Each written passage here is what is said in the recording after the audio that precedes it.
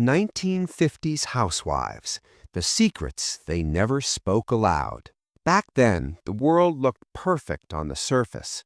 White fences lined the streets, coffee percolated in chrome kitchens, and every front yard seemed to smile. The war was over. The men came home. And the women, well, the women stayed. They were the heartbeat of the suburbs, wrapped in floral aprons and unspoken promises. You could smell the biscuits baking by noon, hear the hum of the washing machine by 3, and see the glow of the television set by 6. It all looked so peaceful, didn't it? But beneath the shine of those freshly waxed floors and picture-perfect smiles, there were stories no one dared to tell, the ones whispered behind closed doors, beneath the hiss of an iron, or under the hum of a sewing machine. Can you imagine?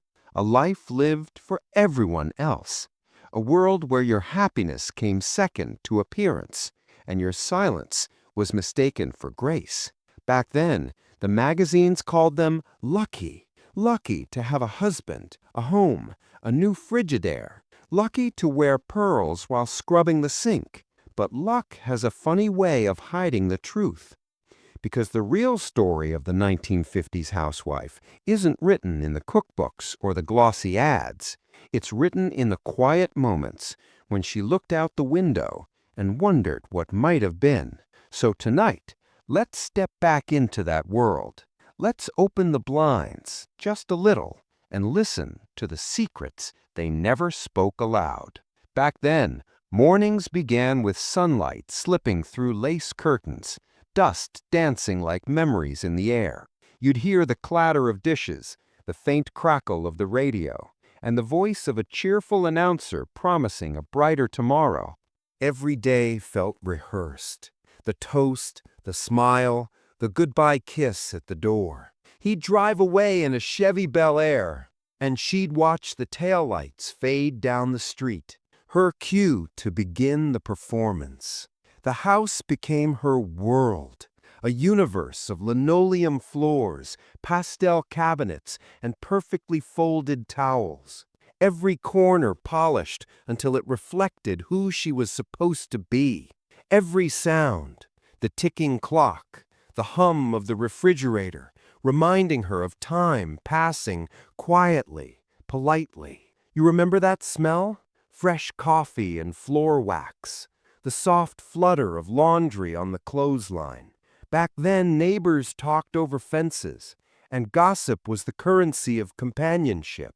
She'd host Tupperware parties, smiled till her cheeks ached, and tell everyone how blessed she was. But sometimes, when no one was looking, she'd sit at the kitchen table with her hands wrapped around a cold cup of coffee and stare at the wallpaper as if it might answer back. There were no hashtags, no therapy podcasts, no me time, just patience and the quiet ache of wanting something she couldn't name. You see, back then, happiness was measured in spotless counters and obedient children. Emotions were ironed flat, like shirts before Sunday church. If you cried, you did it softly, into a handkerchief, scented with lavender and duty. Every commercial told her she had everything. Every ad whispered, "This is the dream."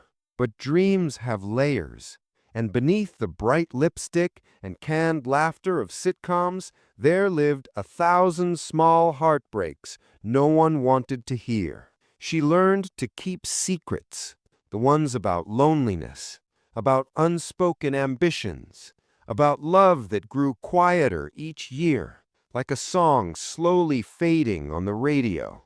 Sometimes she'd drive the long way home from the market, just to feel the wind through the open window, pretending for a moment she was someone else, in another story, on another road.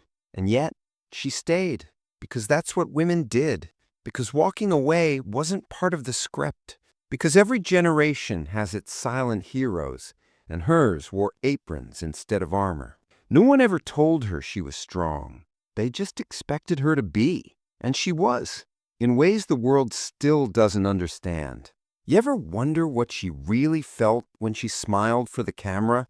That famous smile, so gentle, so practiced, wasn't just politeness. It was armor, because behind that smile were thoughts she could never say aloud. What if I want more? What if I'm not happy? What if the life I was told to love doesn't feel like mine?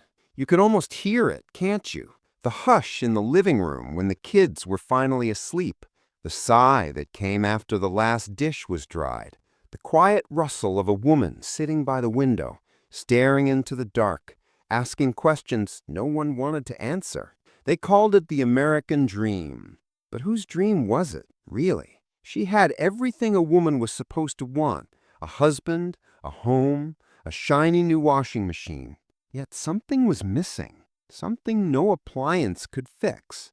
Sometimes while folding laundry, she'd hum to herself, not the songs from the radio, but something older, something raw, a tune from before the war, before the promises.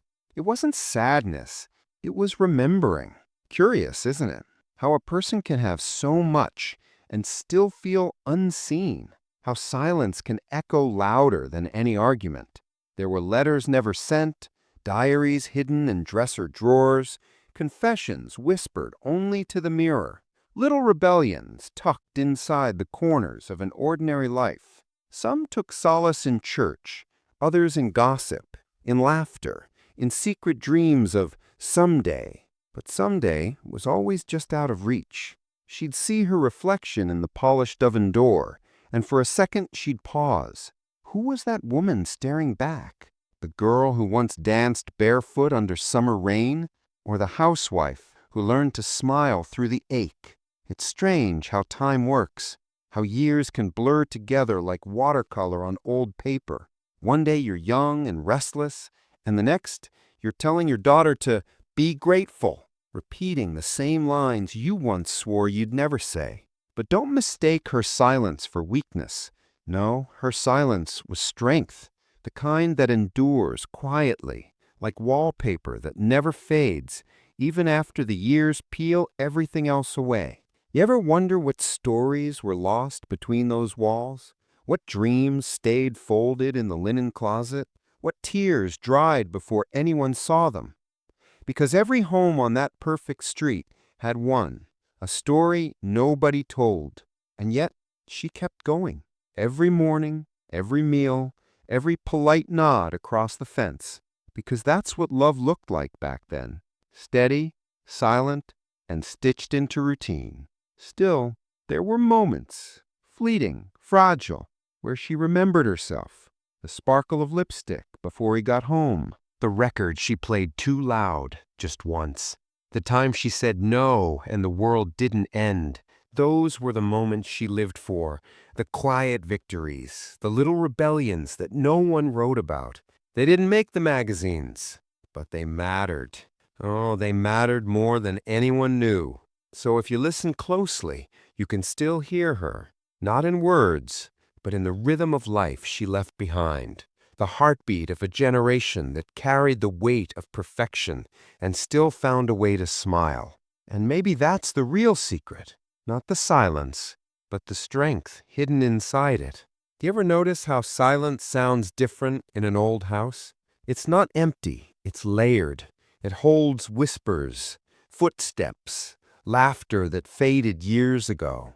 In the 1950s, that silence was her companion. She'd stand in the kitchen, hands deep in soapy water, listening to the soft crackle of the radio, Perry Como singing about dreams, as she wondered if anyone ever sang about hers. The clock ticked, the day marched on, and every sound became a reminder of what was expected. Tick, the breakfast dishes. Talk, the laundry. Tick, the errands. Talk, the waiting. Always waiting. You can picture it, can't you? The afternoon sun stretching across the living room floor, the air thick with the smell of dinner slowly cooking, pot roast, potatoes, and a hint of loneliness. Her smile was practiced, but her thoughts were wild things, fluttering just beyond the reach of her reality. What if I just drove, she'd think sometimes, glancing at the car keys on the counter. What if I didn't stop?